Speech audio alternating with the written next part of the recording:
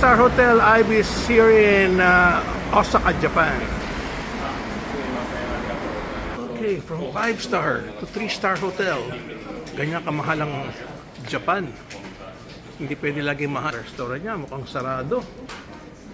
Yes, magandang magpunta ng Japan pero hindi laging naka 5-star. Like this is 3-star Ibis by Accor. The king size. Get your own welcome drink pala rito, Berna. So okay, I get it. Oh, get your own welcome drink. Kasi 3-star lang eh. Oh, dalawang beer ang kinuha mo. Okay, going to the room. Oh, daming waiting bags, Berna. Oh. So we are 1208 room. 12th floor. Okay, dami na nang check-in. Oh. Okay, go inside, Berna. Oh, at least meron tayong breakfast buffet. Oh. Yun ang advantage. May breakfast buffet pala. Ako, yung ibang kasama natin, walang mga breakfast, Berna. Yun. Babayad sila.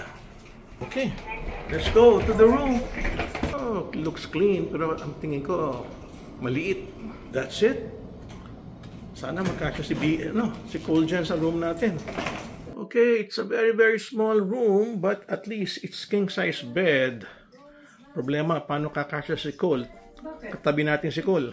At least from the bed, merong maliit na para sa coffee ko. At ano bang view natin? Mga building, syempre. Napanay shopping sa baba.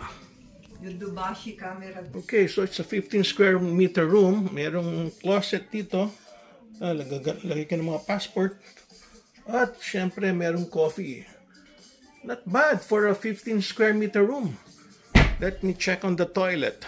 Well, toilet looks small, pero okay na, doable. And from here, maliit din yung shower. Yun, pwede na. Mahal sa Japan eh. Yan, buti na lang, walang amoy. Nakalagay, no smoking, Berna. Buti wala tayong smoker. So this is part of the Accor family. So meron silang promo if you become a member. Siya, pero tama lang para sa dalawang tao talaga. Oh. Pero si Cole, kakasya pa rin dito. Diyan sa gitna natin si Cole.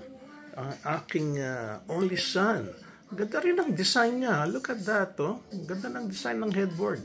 Ayun, may landmarking Ferris wheel, Berna. Okay, so we're gonna enjoy 2-night stay here at the Ibis in Osaka, Japan. Goodbye.